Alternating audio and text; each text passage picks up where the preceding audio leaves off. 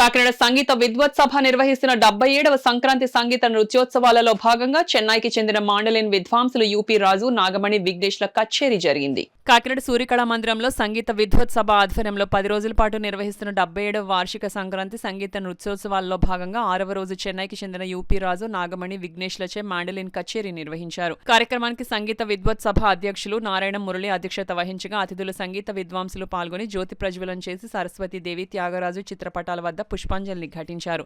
అనంతరం జరిగిన సంగీత కార్యక్రమంలో మాండలిన్ విద్వాంసులు యూపీ రాజు, నాగమణి దంపతులు, వారి కుమారుడు విఘ్నేష్లు మాండలిన్ కచేరీ చేయగా, విజయవాడకు చెందిన మృదంగం విద్వాంసులు పాల్గొన్ మృదంగంలోను, గుంటూరుకు చెందిన ఘటం విద్వాంసులు హరిబాబు ఘటంపై వాయిద్య సహకారం అందించారు. సంగీత కచేరీ ఆద్యంతం అందరిని విశేషంగా ఆకట్టుకుంది.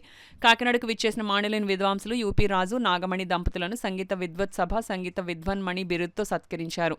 ఈ సందర్భంగా రాజు, నాగమణి దంపతులను సంగీత విద్వత్ సభ, సరస్వతి గాన సభ, శ్రీరామ సమాజం, సత్కళావాహిని సభ్యులు పలువురు భారీ గజమాలలు వేసి తలపైన పెద్ద కిరీటం పెట్టి సాలువాలు కప్పి ఘనంగా సత్కరించారు. ఈ కార్యక్రమంలో సంగీత విద్వత్ సభ సభ్యులు డాక్టర్ భారతలక్ష్మి, లక్ష్మి, చావలి సూర్యకుమారి, ప్రబల రాజేశ్వరి, మణిబాబు, కృష్ణంరాజు, వెంకట్రావు, శ్రీకృష్ణదేవరాయలు సంగీత ప్రియులు పాల్గొన్నారు.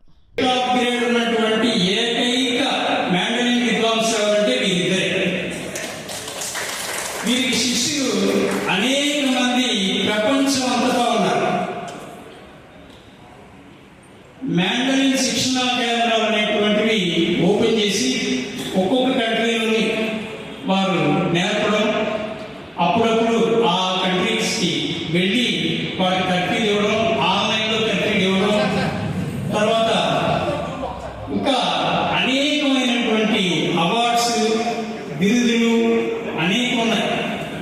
అది నేను చదివాలంటే వారి గురించి నేను చెప్పాలంటే ఒక 2 రోజులు పడుతుంది. వీరు మన యూపీ రాజు గారి యొక్క గురువు గారు రుద్రరాజు సుబ్బరాజు గారు. సుబ్బరాజు గారు అంటే పాలకులు, వీరిద్దరిది కూడా పాలకులే.